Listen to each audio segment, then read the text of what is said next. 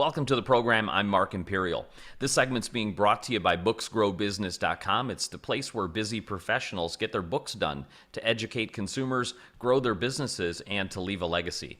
I'm doing a series of spotlights on remarkable intermediaries from across the country. And joining me on this segment from Williamsburg, Virginia is Hal Fader. He's with Murphy Business. Hal, welcome to the program. Thanks, Mark. Thanks for having me. Hal, tell us a little bit about your work and specifically, who are the types of clients that you specialize in helping? Yeah, sure. I partner with business owners to deliver basically the highest valuation for this from the sale of their business.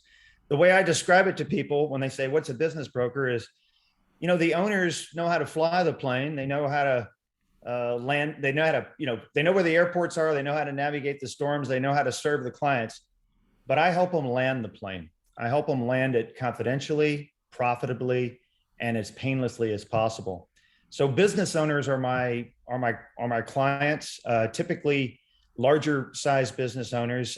My background is automotive, so I do a lot of automotive dealerships, franchise dealerships, and I really enjoy helping people navigate a complex and challenging process.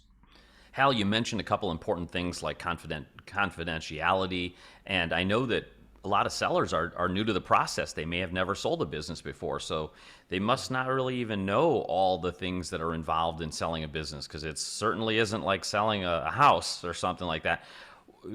Besides like confidentiality, what other kind of questions come up when they reach out to you, these sellers? What are they asking you? Well, how much can I get for my business is probably the most important answer is or question. They also say, well, if you talk about confidentiality, how are you going to tell people it's for sale without without disclosing who it is or where it is? And there's a process that we use to do that, Mark, where we do a teaser ad that doesn't disclose the name and the location of the business. Uh, People's interest, and then once they indicate the interest, do we get them to sign an NDA, a non-disclosure agreement, get their financial statement to make sure that they're financially qualified to buy the business. And then I do a short interview like this and make sure that they're, operationally qualified and that it's a good fit, because we don't want to waste either the seller's or the buyer's time. We're in a really interesting time now, and the whole inspiration of this series has been that the great resignation we've been hearing about, people leaving corporate America, wanting to go off on their own. And we know one of the smarter ways to go into business is buying an existing business with a track record. So I would like to find out, from when I speak to brokers across the country, what your area is like. Have you seen an influx of new buyers in the market, and what has that done? Has it motivated sellers that have been maybe on the fence about selling because it's a better time? Tell me the impact of this great resignation and what it's had in your area. Yeah, it's actually a very historic, unprecedented time, Mark. It's a combination of a lot of different factors that have led to it, but it's the strongest sellers market that I've witnessed in my 35 years of deal making. I think COVID has disrupted a lot of things. Of course, labor, the logistics and supply system has been disrupted. There's a lot of categories like automotive that you have an aging dealer body that is leaving the marketplace. So the boomers are retiring, and the next wave of buyers are coming in. There's a lot of network consolidation, not just in automotive, but the bigger and the medium-sized companies are looking for scale, and they're buying smaller based companies. The economics are good, low interest rates, a lot of capital in the market available. Private equity is at probably record levels of investment.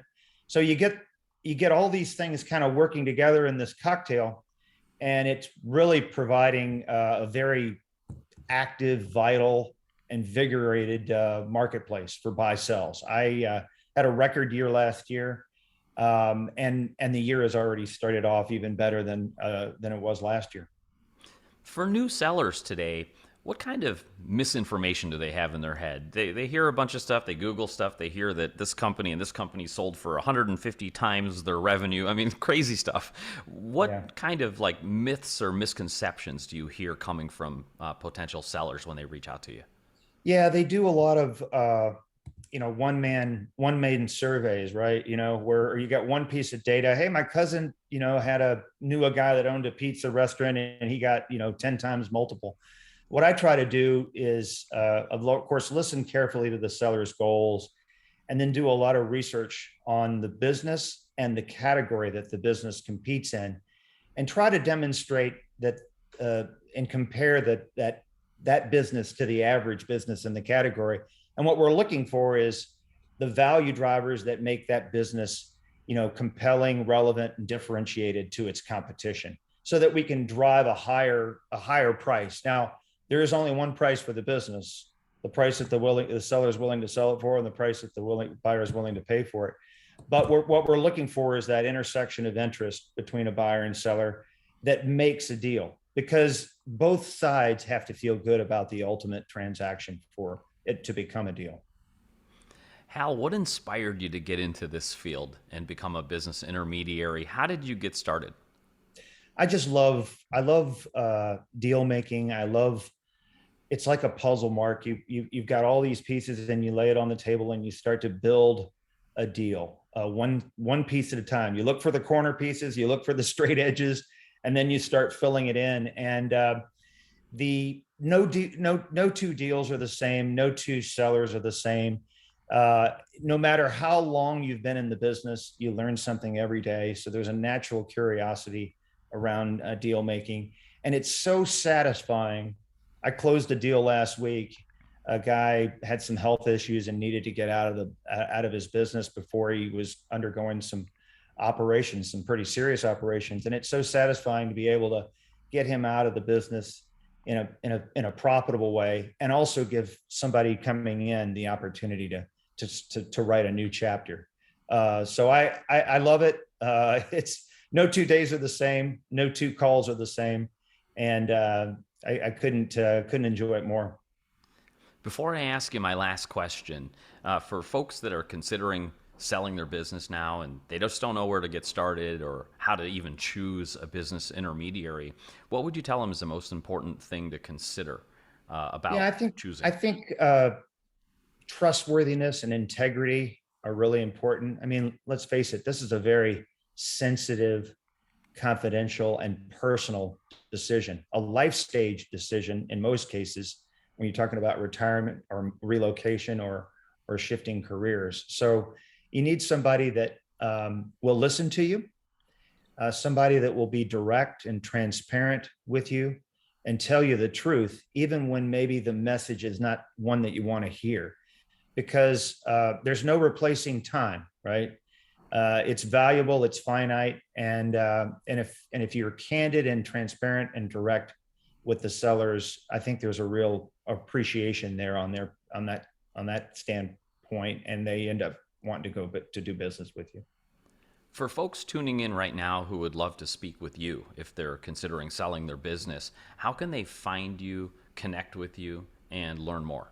Yeah, probably a couple different places. You could go on the Murphy website, murphybusiness.com. Um, I'm on LinkedIn. I'm active on LinkedIn. Hal Fader, HALFEDER. You'll find me. Of course, email h.fader at Murphy Business. Fader as a radio fader, but spelled with an E, FEDER. And of course, you can always call me, 248-885-7804. Hal, this has been terrific. I really appreciate you taking the time to share with my audience today, and I wish you continued success for you and for all of your clients. Thanks so much, Mark. I've enjoyed it. Appreciate the time. That was Hal Fader with Murphy Business, and this segment has been brought to you by booksgrowbusiness.com. It's the place where busy professionals get their books done and published to educate consumers, grow their businesses, and to leave a legacy. That's all for now. I'm Mark Imperial, and thanks for joining me.